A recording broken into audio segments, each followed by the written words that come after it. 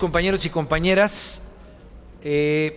Aprovecharemos la presente rueda de prensa para comentar, mi compañero Mario Delgado y un servidor, dos temas. Yo presento el día de hoy un punto de acuerdo que tiene que ver con los 4,799 metros cuadrados que pues han sorprendido a todos en el bosque de Chapultepec de que quieren ser destruidos por la inmobiliaria Trepi. Hoy se presenta un punto de acuerdo y también el senador Mario Delgado presenta un punto de acuerdo que subirá a tribuna respecto a la situación económica desastrosa que desafortunadamente impera en este momento en el país. Comentarles que desde que la semana antepasada presentamos un punto de acuerdo relacionado con las 22 hectáreas que fueron devastadas en Tajamar, ahí en el municipio de Benito Juárez, mejor conocido como Cancún, en Quintana Roo, convocamos a la colecta de firmas junto con otro amplio grupo de organizaciones ambientalistas que hicieron lo propio a través de change.org. Se consiguieron más de 5,000 firmas en aquel momento y en paralelo todo el importante activismo que llevó a cabo la sociedad de Cancún, pero con un gran apoyo de la sociedad mexicana e incluso internacional, se logró detener la construcción del proyecto inmobiliario que se tenía planteado ahí en Tajamar. Esta ya es una resolución definitiva que ha hecho el juzgado segundo de ahí de Quintana Roo. Es obviamente un tema al que tendremos que darle seguimiento en los próximos meses de manera muy puntual, pero a raíz de que salió el tema de Tajamar, han ido saliendo otros temas a la luz pública. El caso de Punta Nizuc, donde estamos hablando de 2,9 hectáreas, donde un proyecto de desarrollo inmobiliario no solamente volvía a poner en peligro manglar, sino también coral y alrededor de 230 especies entre aves, reptiles, peces que ahí habitan. Celebrar que también por la movilización y el activismo ciudadano ha habido una resolución, por lo pronto provisional, del juzgado séptimo, que ha impedido que el desarrollo que estaba planteado ahí en Punta Nizuc se diera. En este contexto, para los capitalinos ocurre pues una noticia no solo desagradable y preocupante, sino que ha convocado a que un importante número de ciudadanos empiecen también una organización para impedir que los 4,799 metros cuadrados que ocupan el predio de Montes Apalaches 525, ahí en la colonia Lomas de Chapultepec, y que es parte del macizo boscoso del bosque de Chapultepec, pues puedan ser arrasados en favor de la inmobiliaria Trepi. Y por eso en ese contexto queremos seguir la misma ruta que hemos hecho. Vamos a abrir a través de change.org una junta de firmas, convocando en este caso no solamente a ciudadanos y ciudadanas a participar con su firma, sino exigiendo a las autoridades que están involucradas que se frene la entrega de ese predio. Hay un litigio, hay que decirlo, que está instalado desde 1982 conforme al Plan Parcial de Desarrollo Urbano de la Delegación Miguel Hidalgo, pero hoy que sale a la luz que la empresa quiere arrasar con este predio, pues como que las autoridades han sido poco determinantes en cuanto a la defensa del bosque de Chapultepec, de tal manera que el punto de acuerdo, que es parte de lo que nosotros invitaremos para que sea firmado por parte de los ciudadanos y las ciudadanas, no solamente de Las Lomas, no solamente de la ciudad capital, sino de todo el país. El bosque de Chapultepec es uno de los bosques más importantes que se siguen conservando en una ciudad capital o en una urbe del tamaño de la Ciudad de México en el mundo, comparable solamente con los que tienen Londres o los que tienen Nueva York, de tal manera que se trata de defender un macizo boscoso que es patrimonio de la humanidad, de los capitalinos sin duda alguna, pero que es patrimonio de la humanidad, de tal manera que el punto de acuerdo que nosotros estamos presentando plantea un exhorto muy puntual a la Suprema Corte de Justicia de la Nación para que con estricto apego a derecho resuelva la declaratoria en favor del área de valor ambiental para la tercera sección del bosque de Chapultepec y que con ello se evite el cambio del uso de suelo de dicho predio. Es importante subrayar que no solamente es exigirle a la Suprema Corte de Justicia que revise con toda puntualidad este tema, el derecho le asiste a los capitalinos y el derecho le asiste a que el predio se mantenga como parte del bosque de Chapultepec, sino que invitemos a que con los ciudadanos que ya están organizados hagamos una gran acción colectiva y estos instrumentos que han servido para frenar Tajamar, para frenar Punta Nizuc, pues que nos sigan sirviendo aquí en la ciudad capital y en el resto del país para evitar que los desarrolladores y solamente los que piensan en el dinero pues dejen de ver el patrimonio ambiental y el patrimonio de las presentes y de las futuras generaciones como algo indispensable. Ese es en tanto a en cuanto a el predio de Chapultepec. Si les parece, ¿tú quieres comentar algo? Comentamos sobre eso y luego comentamos sobre la parte económica. Bueno, sin duda vamos a acompañar esta petición, defender al bosque de Chapultepec, sin duda es fundamental para la sustentabilidad de esta ciudad, es el pulmón de la Ciudad de México y no podemos afectarlo, no podemos minarlo. ¿Empezamos sobre esto ya? Preguntas sobre el tema. ¿Alguien tiene preguntas sobre esto? Perdón, gracias, buenos días. Preguntarles, bueno, evidentemente siempre detrás intereses muy poderosos, ya les llaman el cártel inmobiliario, estas desarrolladoras que se han ido apropiando con artilugios jurídicos de parte del bosque de Chapultepec, que están en riesgo, señalan 85,000 hectáreas, pero en concreto en el caso de Apalaches 525 se hablaba de que la inmobiliaria Trepi, el 50% por ahí más o menos del porcentaje de las acciones era de la señora Servitje, o sea, de una de las esposas del papá de la dueña de los productos Marinela. Entonces, ¿qué opinión les merece en este sentido? Pareciera que una vez más evidencia que cuando está el poder económico dobla al poder constituido y entonces se siguen llevando pedazos del bosque. Y luego, por otro lado, también presentaban hace rato una propuesta a los panistas de exhortar al presidente de la República que se expropie el predio, que es una situación que el predio ya se había expropiado. O sea, Marcelo Ebrard un día antes de dejar de ser jefe de gobierno publicó en la Gaceta Oficial del DF que se iba a expropiar el predio de Apalaches 525, pero si no lo pagan, pues se cae la expropiación y si firma un segundón, pues también. Entonces también ahí ha habido una defensa jurídica que ha estado como hecha para que se caiga.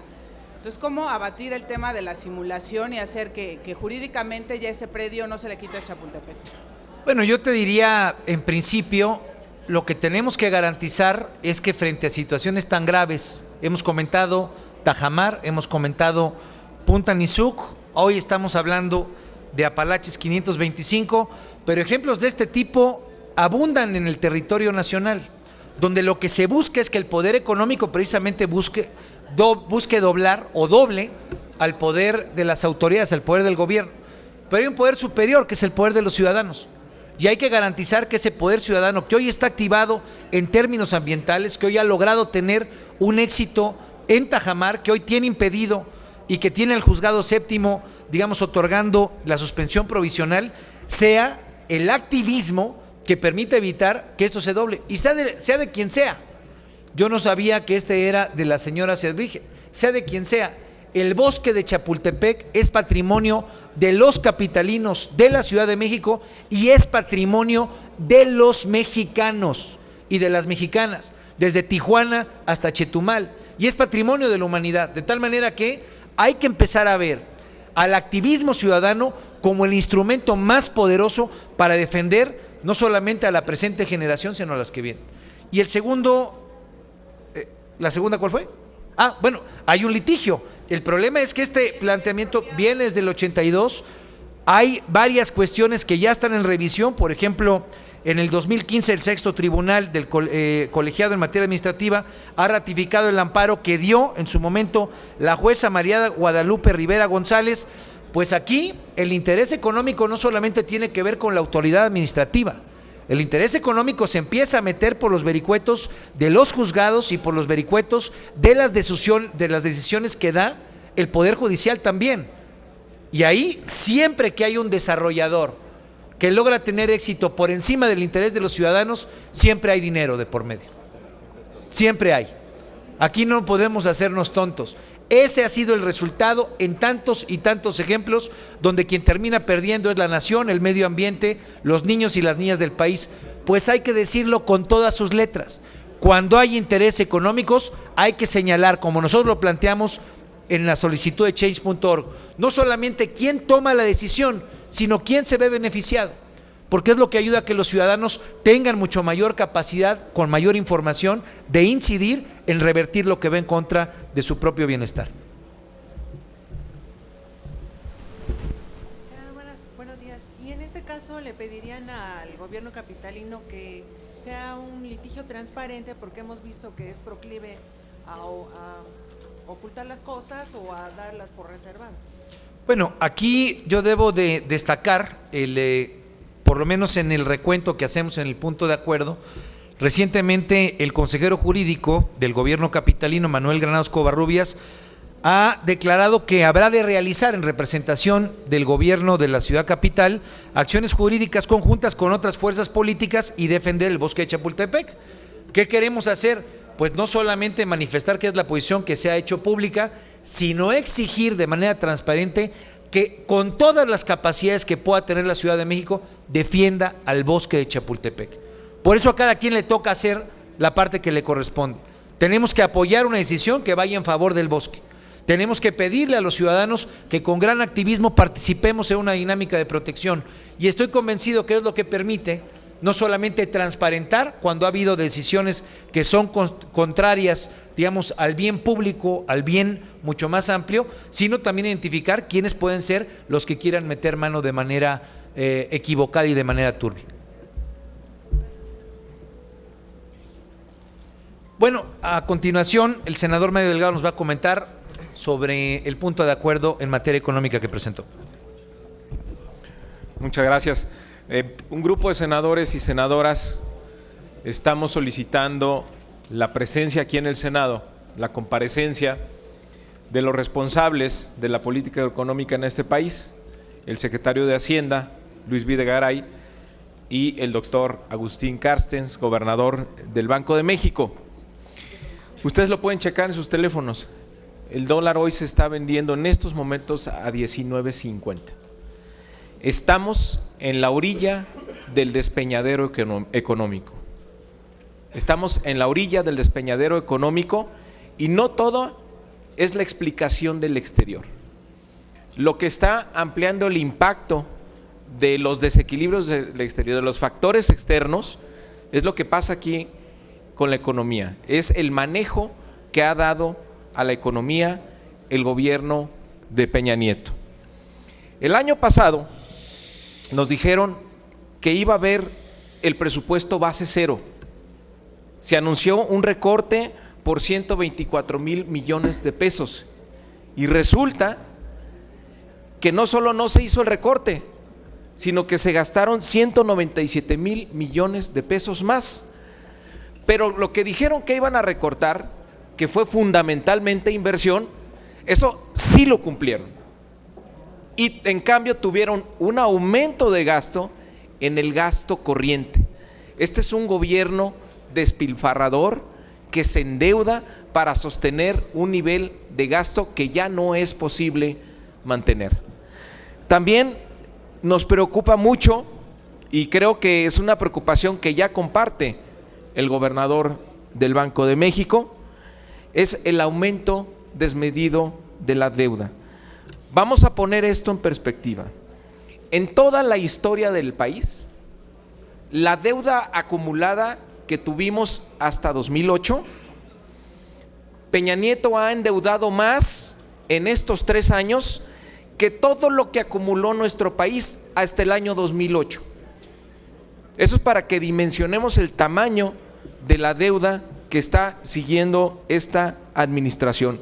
Casi 10 puntos del PIB solamente en el periodo de tiempo que va esta administración. Por supuesto que esto genera presiones en el costo financiero de la deuda, ha aumentado 33% en lo que va en esta administración.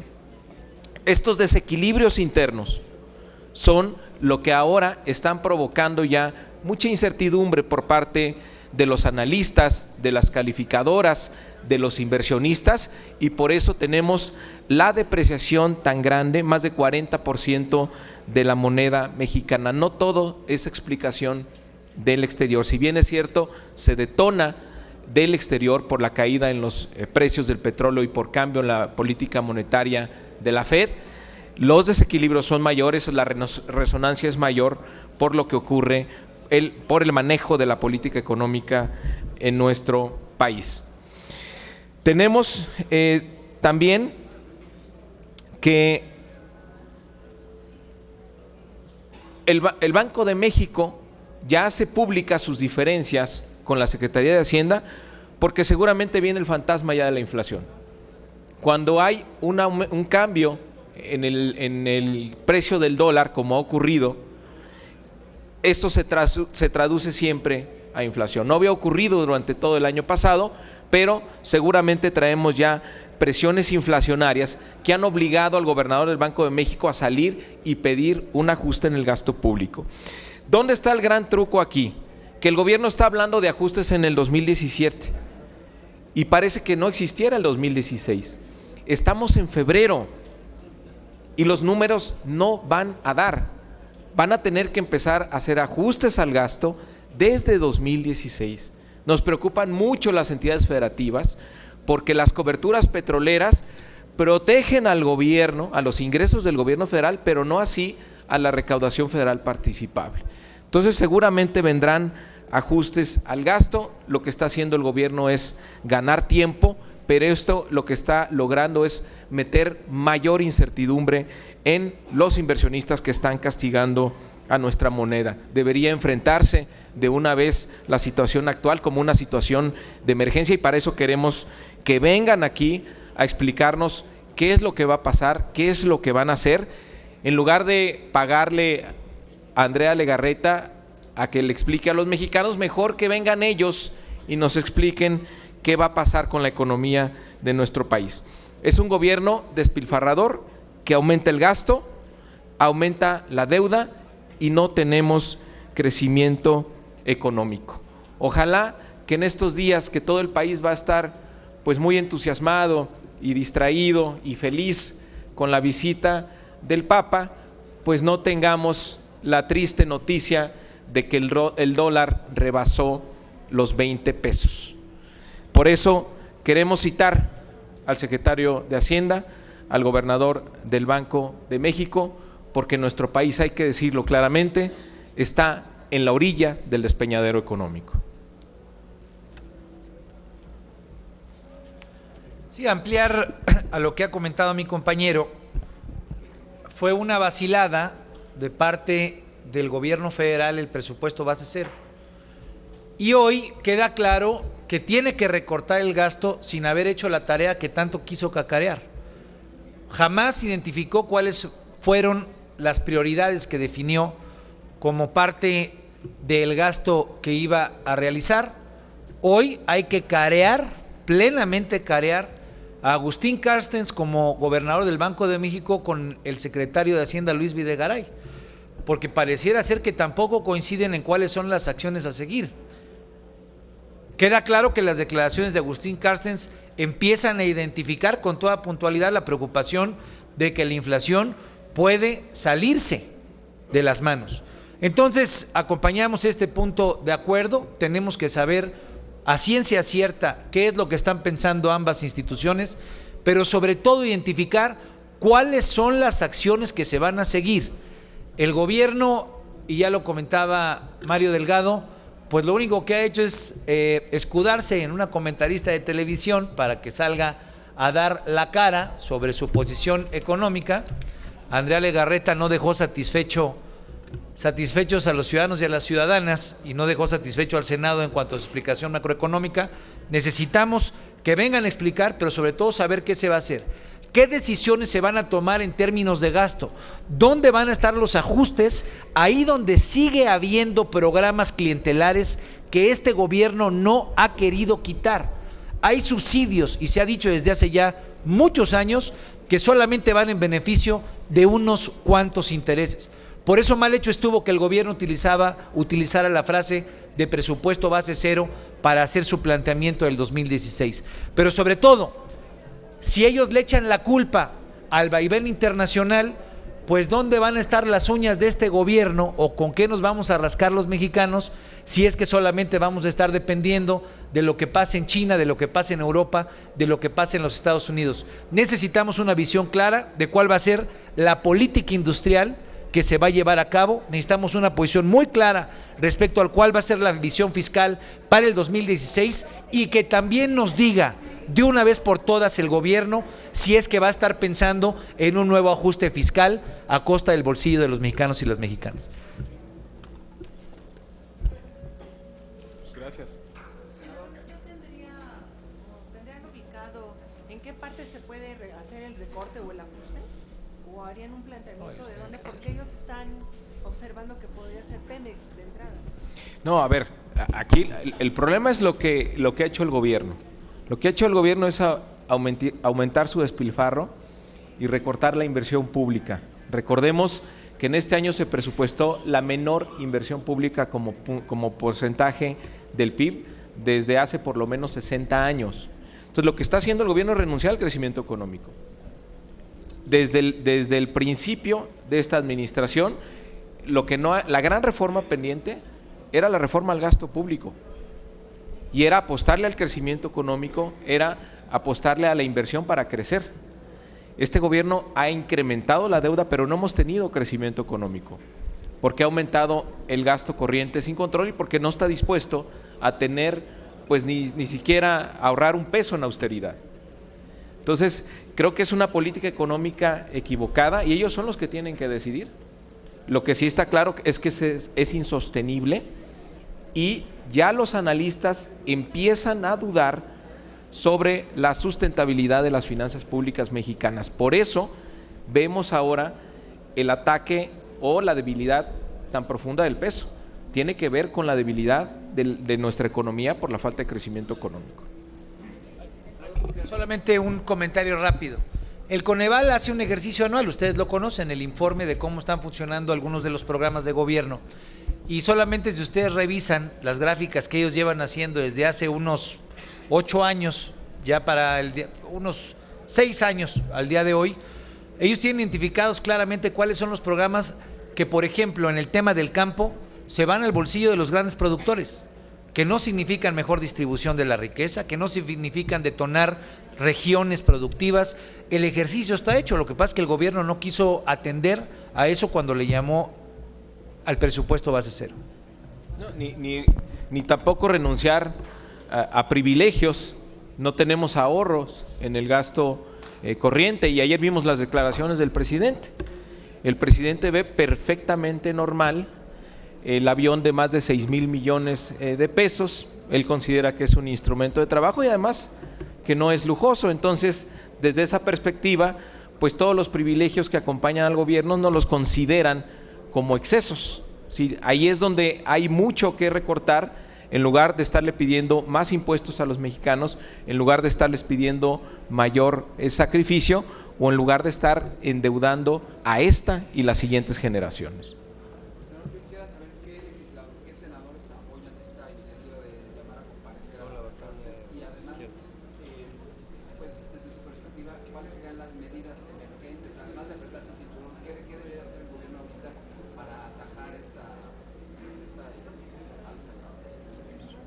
Yo creo que toda la banca de la izquierda, toda la bancada de la izquierda lo está apoyando, incluso se están sumando también de otros partidos. ¿Qué hay que hacer? Bueno, yo creo que primero dejar la simulación, ¿sí? Dejar el discurso de que sí, bueno, vamos a hacer recortes en 2017, estamos en febrero y la economía, la percepción es que se nos está yendo el despeñadero. El dólar hoy está en 19.50. O sea, podríamos rebasar los 20 pesos por dólar pues en estos días que vamos a estar todos distraídos con el Papa. Entonces, ¿cuáles son las consecuencias de esto? Que el Banco de México está pidiendo un ajuste al gasto, lo cual va a significar menos crecimiento económico. Seguramente tenemos ya una traducción en la inflación de esta depreciación, va a haber un aumento de precios, tendrá que reaccionar el Banco de México ajustando la tasa de interés, esto llevará a incrementar el costo financiero de la deuda, habrá más restricción presupuestal, tenemos menos inversión, tenemos menos crecimiento. Entonces, primero, dejar de simular. Segundo, pues que vengan aquí, como ya decía el senador Ríos Peter, pues que no nos manden a Andrea Legarreta a dar la explicación, mejor que ellos den la cara, que vengan aquí al Senado, que vengan al Congreso y que nos digan qué van a hacer. Lo que sí no podemos es simular que no pasa nada y dejar expuesta a la población a una de las ya tradicionales crisis económicas que le ha dado el PRI a nuestro país durante muchos años. Yo no me quiero quedar en el tintero con un comentario. Muchos de los que están aquí presentes recuerdan las épocas de López Portillo y después la época de Salinas Cedillo. Y el modelito que está ocurriendo en el país es exactamente el mismo que vivimos en su momento. Corrupción, enormes escándalos de corrupción por todos lados. Hoy abundan escándalos de corrupción. Semana tras semana hay una nueva nota que cubre el escándalo anterior. Bueno, la corrupción en aquellas épocas era un poco el preámbulo o era el contexto en el que se daba el fenómeno de la devaluación, de la inflación, del cierre de negocios y del desempleo. Eso fue el priismo en los últimos 4 sexenios en los que gobernó, y esa parece ser que es la categorización que hoy estamos viendo, nada más que 2 años y medio antes de que termine el sexenio. Listo. Gracias.